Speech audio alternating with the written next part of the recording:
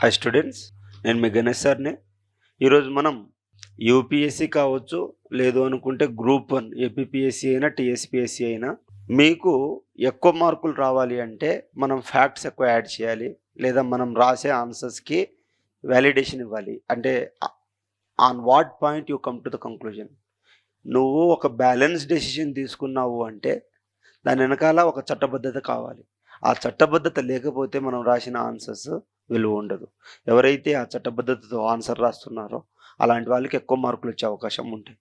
So అలాంటి సమయాల్లో ఈ యొక్క కాన్స్టిట్యూషనల్ మనం ఏమంటారు ల్యాండ్ మార్క్ జడ్జిమెంట్స్ ఏవైతే ఉన్నాయో అవి చాలా ఇంపార్టెంట్ అన్నమాట. మనం పాలిటీ రాసేటప్పుడైనా సరే, లేదా సొసైటీ ఆన్సర్స్ రాసేటప్పుడైనా సరే ఇవన్నీ రాయాల్సి వస్తుంది. ఆ టాపిక్ వైజ్ చూద్దాం మనం. మీరు ఏ టాపిక్లో మీకు ఇది రిక్వైర్మెంట్ ఉండి నీడ్ ఉంటుందో మీరు దాంట్లో ఈ యొక్క కంటెంట్ని వాడుకోండి. First land mark cases on fundamental rights and duties. మొదటగా మనకి ల్యాండ్ మార్క్ కేసు అంటే గుర్తొచ్చేది ఏంటి సార్ అంటే Kesavananda Bharati versus state of Kerala 1973. Years కూడా ఇంపార్టెంట్ అండి. మీరు రాసేటప్పుడు ఇయర్స్ కూడా రాయాల్సిన అవసరం చాలా ఉంటుంది. ఇది ఏం చెప్తుంది? ఈ యొక్క మనకి తెలుసు కేశవనంద భారతి కేసు నుంచి మనకి basic structure of the constitution అనేది ఎవాల్వ్ అయింది. ఈ యొక్క basic structure of the constitution అనేది ఎప్పుడైతే ఈ ప్రిన్సిపల్ ఎవాల్వ్ అయిందో మన యొక్క అవసరాల నిమిత్తము రాజ్యాంగం మార్చుకున్నప్పటికీ దాని యొక్క మౌలిక స్వరూపాన్ని అయితే మనం మార్చకూడదు అనే ఒక కార్నర్ స్టోన్గా మారింది. ఓకే, సో ఈ యొక్క బేసిక్ స్ట్రక్చర్ అనేది చాలా ఇంపార్టెంట్ మనకి మన యొక్క కాన్స్టిట్యూషన్ చదువుతున్నప్పుడు. ఇది ఏం చేసింది? The scope of the parliament power to amend the కాన్స్టిట్యూషన్ని. అంటే ఏంటి? ఈ యొక్క పార్లమెంటుకు ఉన్నటువంటి పవర్ ఏదైతే ఉందో దాన్ని లిమిట్ చేసింది. అంటే విమ్స్ అండ్ ఫ్యాన్సీస్కి వెళ్లకుండా, అంటే ఈ యొక్క పార్లమెంట్ విచ్చలవిడిగా దానికి నచ్చినట్టుగా రాజ్యాంగంలో మార్పులు తీసుకురాకుండా కేవలం అంటే మీరు ఎంతైనా చేంజ్ చేసుకోండి, కానీ ఈ యొక్క బేసిక్ స్ట్రక్చర్ని కదపకూడదు. అలా కదిపితే ఆర్టికల్ 13 ప్రకారంగా జ్యుడిషియల్ రివ్యూకి వెళ్ళి అది మీరు ఏదైతే చేంజ్ చేశారో దాన్ని నల్ అండ్ వాయిడ్గా చేయొచ్చు అన్నమాట. So the particular regarding the fundamental rights. ఇక్కడ కేశవనంద భారతిలో మనం ఏం మాట్లాడుతున్నారో ఇది ఫండమెంటల్ రైట్ గురించి మాట్లాడడం జరిగింది. And establish the basic structure doctrine ruling the parliament can amend constitution, it cannot alter the basic structure. అర్థమైంది కదండి మీకు? ఈ యొక్క కేశవనంద భారతి కేసులో 1973లో జరిగినటువంటి కేసులో మనకి ఏం తెలిసింది? ఈ యొక్క పార్లమెంట్ యొక్క పవర్ని లిమిట్ చేయడం జరిగింది. దాంతోపాటుగా బేసిక్ స్ట్రక్చర్ అనే డాక్ట్రిన్ రావడం జరిగింది. ఓకే, ఈ యొక్క బేసిక్ స్ట్రక్చర్ అనేది గైడింగ్ ల్యాంప్ లాగా పనికొస్తుంది. నెక్స్ట్ మనకి Golaknath versus state of Punjab 1967. ఇదేం ఇష్యూ ఏంటి సార్ అంటే the power of parliament to amend the fundamental rights. ఇది కూడా మన యొక్క ప్రాథమిక హక్కుల్ని మార్చవచ్చా లేదా అనే అంశం మీద ఈ యొక్క కేసు రావడం జరిగింది. ఈ యొక్క కేసు ఏంటి సార్ అంటే parliament could not abridge the fundamental rights, but this was later overturned by the Kesavananda Bharati case. Okay, ఇది ఫస్ట్ కేసు అండి. అంటే కేశవనంద భారతి కేసుకి ఎక్కువ పాపులారిటీ వచ్చింది. బట్ ఈ యొక్క కేసు మన కేశవనంద భారతి కంటే ముందు కేసే. ఇదేమంటుంది? ఈ యొక్క parliament could not abridge the fundamental rights అంటే ఏంటి? గోలక్నాథ్ కేసులో ఫండమెంటల్ రైట్స్ని మార్చకూడదు అని చెప్పేసి చెప్పడం జరిగింది. కానీ ఈ యొక్క కేశవనంద భారతి కేసులో ఏం చెప్పిందంటే ఫండమెంటల్ రైట్ని కొంతవరకు మార్చవచ్చు, కానీ దాని యొక్క మౌలిక స్వరూపం మారకుండా, that means the basic structure of the constitution change చేయకుండా మీరు ఏదైనా చేంజ్ చేసుకోవచ్చు, but you should not touch the basic structure అని చెప్పడం జరిగింది. సో ఏదైతే గోలక్నాథ్ కేసులో ఉందో దాన్ని ఓవర్ రూల్ చేసి కేశవనంద భారతి కేసు ఇవ్వడం జరిగింది. అర్థమైంది కదా సార్? ఫస్ట్ కేసు ఏంటి? కేశవనంద భారతి కేసు మాట్లాడుకున్నాం. సెకండ్ కేసు ఏంటి? గోలక్నాథ్ రాసుకున్నాం. సో ఈ యొక్క కేశవనంద భారతి కేసులో ఏమొచ్చింది? బేసిక్ స్ట్రక్చర్ వచ్చింది. గోలక్నాథ్ కేసులో ఏమొచ్చింది? ఫండమెంటల్ రైట్ని మార్చకూడదు అని చెప్పారు, బట్ దాని తర్వాత కేశవనంద భారతి కేసులో మార్చవచ్చు అని చెప్పారు, బట్ ఏంటి? బేసిక్ స్ట్రక్చర్ని దెబ్బతీయకూడదు అని చెప్పడం జరిగింది. దాని తర్వాత Minerva Mills case, okay, versus union of India 1980. Minerva Mills ఎప్పుడు? 1980. ఇదేం చేసింది? Constitutionality of the 42nd constitutional amendment act, its impact on the fundamental rights గురించి మాట్లాడడం జరిగింది. Reinforce the basic structure of the doctrine and emphasize the balance between the fundamental rights and DPSPs. మనకు already 42nd constitution amendment act మీద మనము చాలా అద్భుతంగా class చెప్పుకోవడం జరిగింది. అది చూడకపోతే డిస్క్రిప్షన్లో చూడండి. ఈ యొక్క fundamental 42nd constitution amendment act గురించి మనం మాట్లాడడం జరిగింది. అయితే ఈ యొక్క మినర్వా మిల్స్లో ఏం జరిగింది అంటే, ఈయన 42nd కాన్స్టిట్యూషన్ అమెండ్మెంట్ యాక్ట్ ద్వారా మనకి ఏం చెప్పింది, ఆర్టికల్ 31C ఏం చెప్తుంది, డిపిఎస్పీస్ డిపిఎస్పీస్ ఏం చెప్తుంది, స్టేట్ పవర్టీని తగ్గించాలి. స్టేట్ అనేది పవర్టీని తగ్గించాలి. మరి స్టేట్ పవర్టీని తగ్గించాలంటే ఆల్రెడీ రిచ్ ఉన్నటువంటి రిసోర్సెస్ ఎవరి దగ్గర అయితే ఉన్నాయో, ఎక్సెసివ్ ల్యాండ్ ఎవరైతే ఉందో వాళ్ళ దగ్గర నుంచి తీసుకున్నాం. మరి తీసుకున్నప్పుడు ఆయన యొక్క ఫండమెంటల్ రైట్స్ వైలేట్ అవుతున్నాయి. మరి ఆ రెండింటిని ఎలా బ్యాలెన్స్ చేయాలి అనేది 31C ఒకటి మనకు చెప్తుంది. సో అలాంటప్పుడు మళ్ళా ఇక్కడ basic structure of the constitution Minerva మిల్స్లో మనకి మళ్ళా చెప్పడం జరిగింది. రీఇటరేటెడ్ ఈ యొక్క మినర్వా మిల్స్ కేసు అన్నమాట. మినర్వా మిల్స్ కేసు అర్థమైందా? మినర్వా మిల్స్ కేసు అయింది, అర్థమైందా? ఏం లేదండి, మినర్వా మిల్స్ కేసు ఏంటంటే ఈయన కూడా ల్యాండ్ లార్డ్.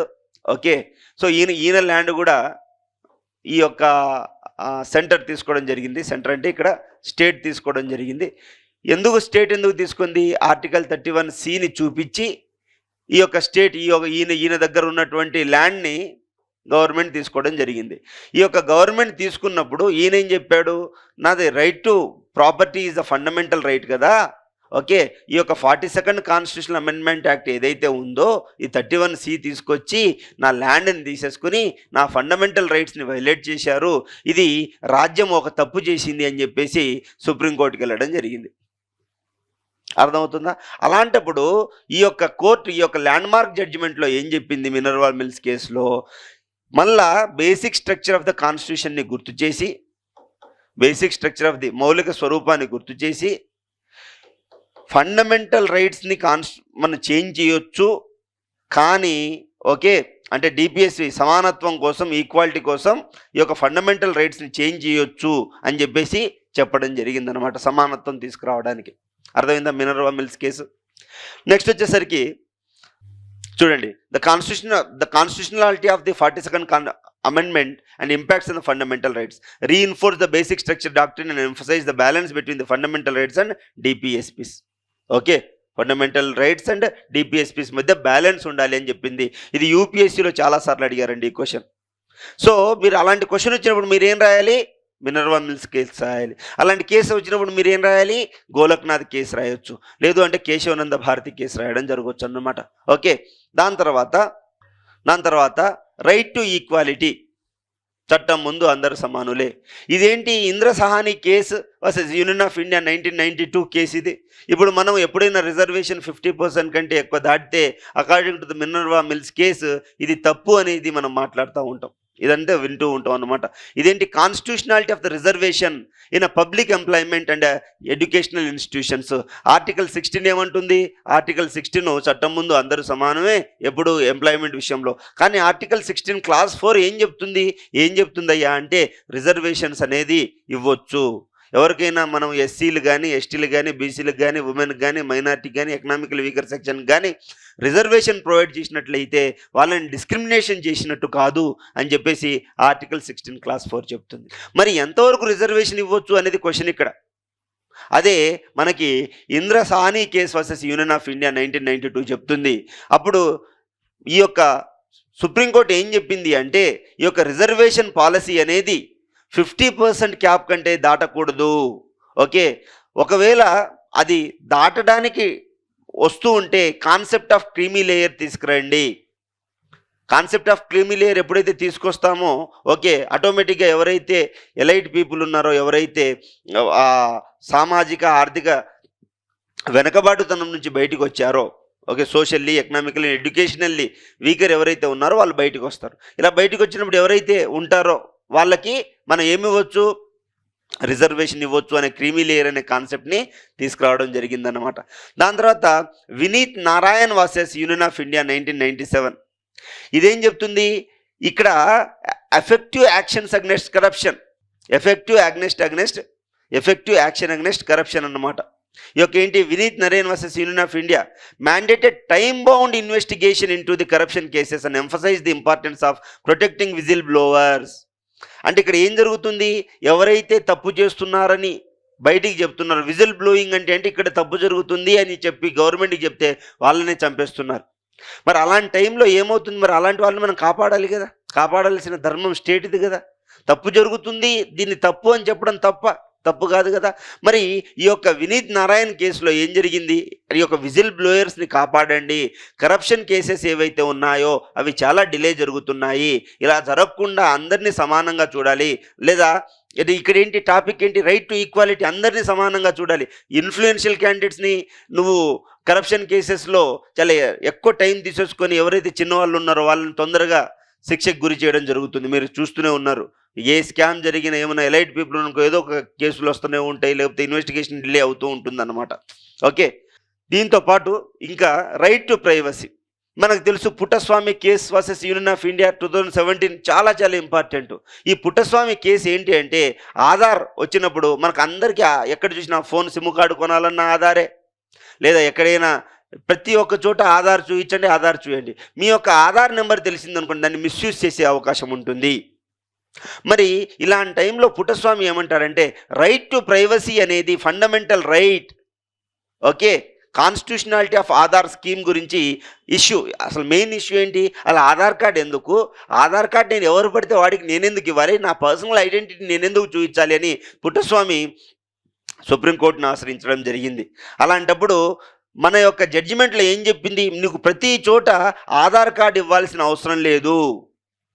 అందుకోసం ఇప్పుడు సిమ్ కార్డులు తీసుకునేటప్పుడు ఆధార్ కార్డు అడగట్లేదు, నువ్వు ఏదో ఒక వ్యాలిడ్ ప్రూఫ్ తీసుకురా. బట్ జరగాల్సిన ఆస్తి నష్టం మొత్తం జరిగేసింది కదా, ఆల్రెడీ నీ కార్డు తీసేసుకున్నారు. నీకు వద్దు అన్న, నువ్వు ఏ ఫోన్ నెంబర్ తీసుకున్నా ఆధార్కి ఆ ఫోన్ నెంబర్ లింక్ అయి ఉంటుంది, నీకు ఈ యొక్క డేటా బ్రీచ్ అవుతుంది. ఈ 21st సెంచరీలో ఏంటి సార్ అంటే, డేటానే ఫ్యూయల్. ఎవరి దగ్గర అయితే ఎక్కువ డేటా ఉంటుందో వాడే మనగాడు. మీకు ఒకటి తెలుసా, మీ ఒక్కొక్క నెంబరు 10 రూపాయలకు అమ్మేస్తారు వీళ్ళు. మరి ఎన్నిసార్లు అమ్మేస్తారు డేటాని, మీకు మీ పర్మిషన్ లేకుండా మీకు ఎన్ని ఫోన్ కాల్స్ వస్తున్నాయి, ఎన్ని మెసేజెస్ వస్తున్నాయి, మీరు ఇచ్చారా వాళ్ళకి, ఇవ్వలేదు. ఈ డేటా అంతా వాళ్ళకి ఎలా పోయిందంటే ఈ యొక్క కంపెనీస్ మన డేటాని థెఫ్ట్ చేస్తున్నాయి. అలాంటి టైంలో ఈ పుట్టస్వామి కేసెస్ అనేది చాలా ల్యాండ్మార్క్ కేసు.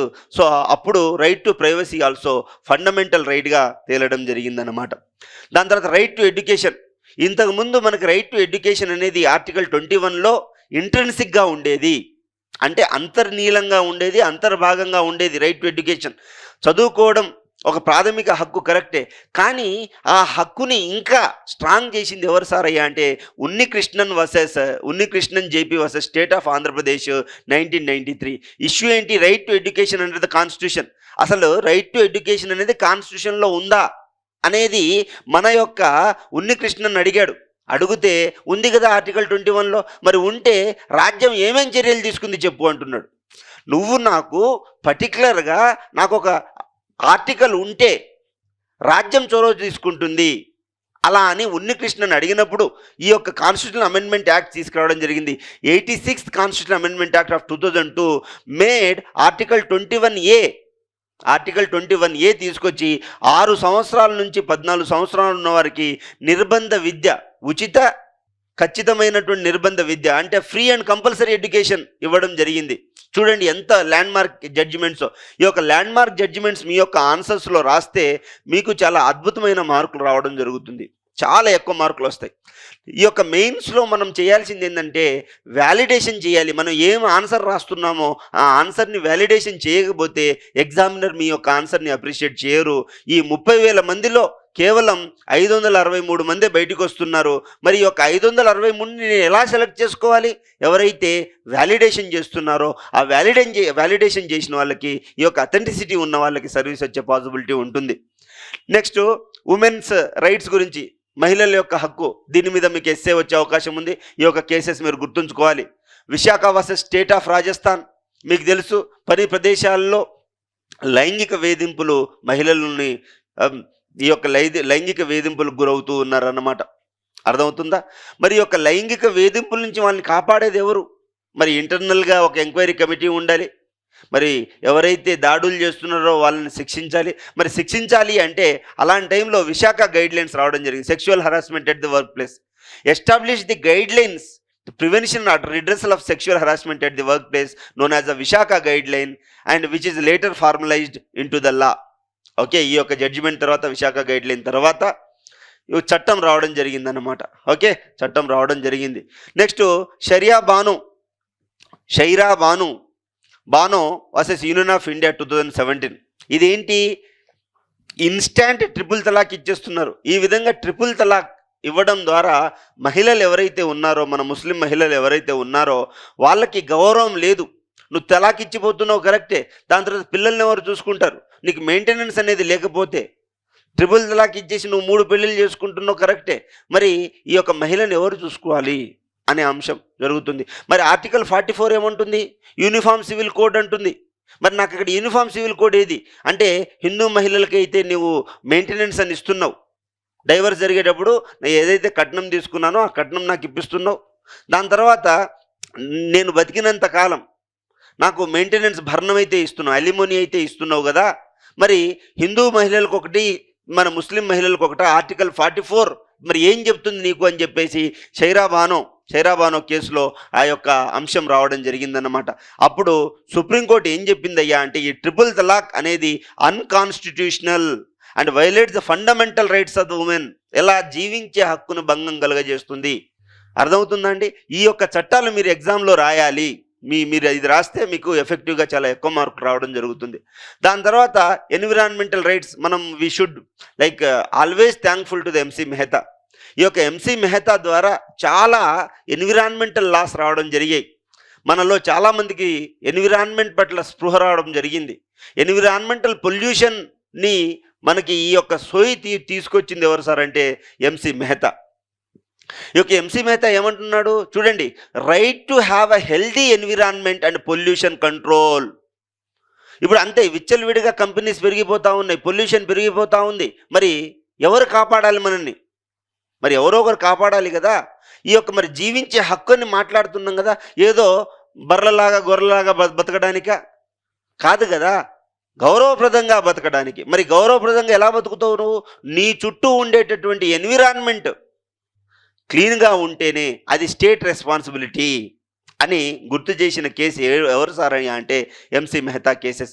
సో ఇక్కడ ఏం చేసింది, రైట్ టు లైఫ్ అనేది include clean and healthy environment. For example, నువ్వు ఒక చెరువు పోతా ఉంది, ఆ చెరువు లోపల ఈ యొక్క పక్కనే ఉన్న కంపెనీస్ కెమికల్స్ అన్ని రిలీజ్ చేస్తున్నాయి శుద్ధి చేయకుండా. అలాంటప్పుడు ఆ వాటర్ అక్కడ తాగినటువంటి పశు పక్షాదులకు మరి మనుషులకి రోగాలు వస్తే ఎవరు బాధ్యత వహించాలి? ఆ యొక్క అంశాన్ని లేవనెత్తింది ఎంసీ మెహతా. మీరు మీ యొక్క ఆన్సర్స్లో ఈ యొక్క పాయింట్స్ ఉండాలి. Next, Vellore citizen welfare forum versus union of India 1996. ఇదేంటి? Pollution it's impact on the public health, emphasize the importance of environment regulation and held industries accountable for the pollution control. దీన్నే పొల్యూటర్స్ control అని అంటాం. అంటే ఏమంటారు? పొల్యూటర్స్ paying policy అని ఒక policy వచ్చింది. పొల్యూటర్స్ paying policy అంటే వాళ్ళు ఎవరైతే తప్పు చేశారో వాళ్ళనే బాధ్యులు చేస్తున్నాం. అంటే ఇప్పుడు మీరు 100 కోట్లు సంపాదిస్తూ ఉన్నారు, ఏది ఇండస్ట్రీ పేరు మీద, మరి మీరు పొల్యూషన్ చేస్తూ ఉన్నారు. మరి పొల్యూషన్ చేస్తున్నప్పుడు మీకు ప్రాఫిట్, మాకు రోగాలా అనేది మీకు ఎక్కడ Vellore citizen welfare forum versus union of India రావడం జరిగిందన్నమాట. అర్థమవుతుందా నేనేం మాట్లాడుతున్నాను? సో ఈ విధంగా మీకు ఎన్విరాన్మెంటల్ రైట్స్ గురించి వచ్చినట్టే మీరు కంపల్సరీ రాయాల్సిన కేసులు ఏంటయ్యా అంటే, MC Mehta versus union of India 1987, Vellore citizen welfare forum versus union of India 1996.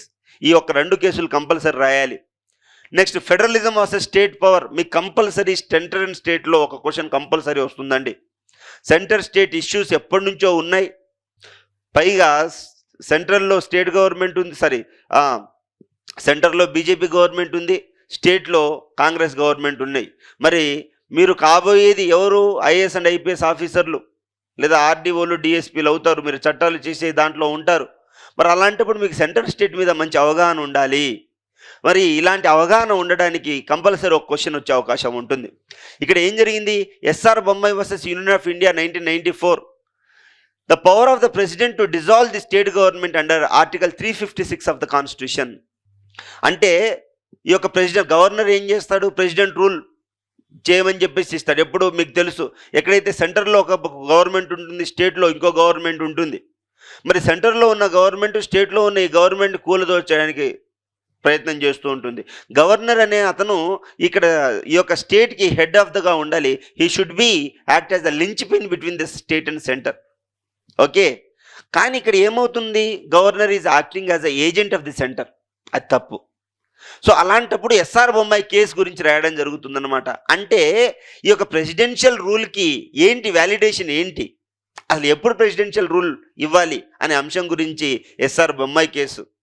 So the establish safeguards against the misuse of the article 356 and affirm that the federalism is the basic structure of the constitution. మీరు ఎప్పుడైనా గమనించారా, ప్రతి ఒక్క landmark జడ్జిమెంట్లో మనకి torch bearer ఎవరయ్యా అంటే basic structure of the constitution. ఈ యొక్క బేసిక్ స్ట్రక్చర్, ఈ యొక్క మౌలిక స్వభావాన్ని ఎవరు మార్చకూడదు. అర్థమవుతుందా? ఈ యొక్క సమైక్య అనేది basic structure of the constitution. Federalism is the basic structure of the constitution. Article 356ని వైలేట్ చేస్తున్నారు, మిస్యూజ్ చేస్తున్నారు అనే గైడ్లైన్స్ ఇవ్వడం జరిగింది. దాని తర్వాత state of Rajasthan versus union of India, distribution of power between the centre and the state, clarified the distribution of power and responsibilities between the central and state governments. Okay, so ఇక్కడ కూడా ఏమవుతుంది, misuse మనకి 7th షెడ్యూల్లో state list, central list and concurrent list ఉంటాయి. Central list centre చేసుకోవాలి, state list చేసుకోవాలి. Concurrent లిస్ట్లో మనకి ఏమవుతుంది, కొన్ని చట్టాలు సెంటర్ చేసుకోవచ్చు, కొన్ని స్టేట్ చేసుకోవచ్చు. మరి ఈ విధంగా చేసుకునేటప్పుడు ఏమవుతుంది సార్ అంటే, ఏదైతే సెంట్రల్ గవర్నమెంట్ చట్టాలు చేసిందో వాటిని స్టేట్ గవర్నమెంట్ ఓవర్ రూల్ చేయకూడదు. అర్థమవుతుందా? ఓవర్ రూల్ చేయకూడదు. మరి ఏ అంశాల మీద అయితే సెంట్రల్ గవర్నమెంట్ చట్టాలు చేయలేదో అలాంటి కాంకరెంట్ లిస్ట్లో ఉన్నాయి చేసుకోవచ్చు. కానీ సెంట్రల్ గవర్నమెంట్ ఏం చేస్తుంది సార్ అంటే, సెంట్రల్ గవర్నమెంట్ యొక్క పవర్ పెంచుకోవడానికి స్టేట్ లిస్ట్లో కూడా ఏలు పెట్టడం జరుగుతుంది. అప్పుడు మళ్ళీ ఫెడరల్ స్ట్రక్చర్లో ఇబ్బంది రావడం జరుగుతుంది. సో దీన్ని state of Rajasthan versus union of India case చెప్పడం జరుగుతుంది అనమాట. నెక్స్ట్ క్రిమినల్ జస్టిస్ సిస్టంలో మనకి మేజర్గా కనిపించేది Maneka Gandhi versus union of India 1978, Ahmed Khan versus Shah Bano Begum case. చాలా చాలా ఇంపార్టెంట్ అండి, షాబానో బేగం కేసు. ఈ యొక్క మేనకా గాంధీ కేసు చూద్దాం ఇప్పుడు. Maneka Gandhi, the scope of the right to personal liberty and the procedure established by law. Procedure established by law గురించి చర్చించడం జరిగిందన్నమాట. దీనికి చాలా చాలా ఇంపార్టెంట్. మేనకా గాంధీ మన వేరే కంట్రీ వెళ్దాము అనుకుంటే తన పాస్పోర్ట్ అథారిటీస్ తీసుకోవడం జరిగింది. మరి ఎందుకు తీసుకున్నారు అంటే ప్రొసీజర్ ఏంటి? ఇప్పుడు మిమ్మల్ని ఎవరైనా శిక్షించేటప్పుడు నన్ను ఏ బేసిస్లో శిక్షిస్తున్నావు అని అడుగుతావు కదా.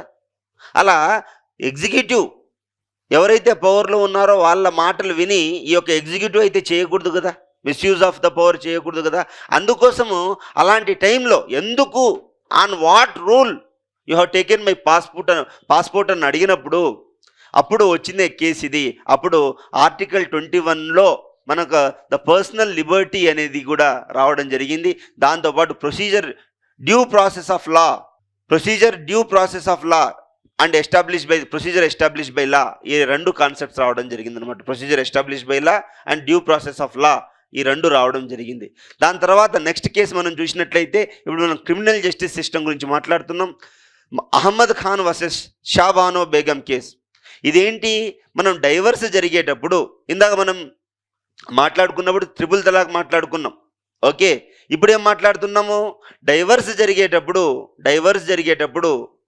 ఏం మనకి మెయింటెనెన్స్ గురించి మాట్లాడుతున్నారు.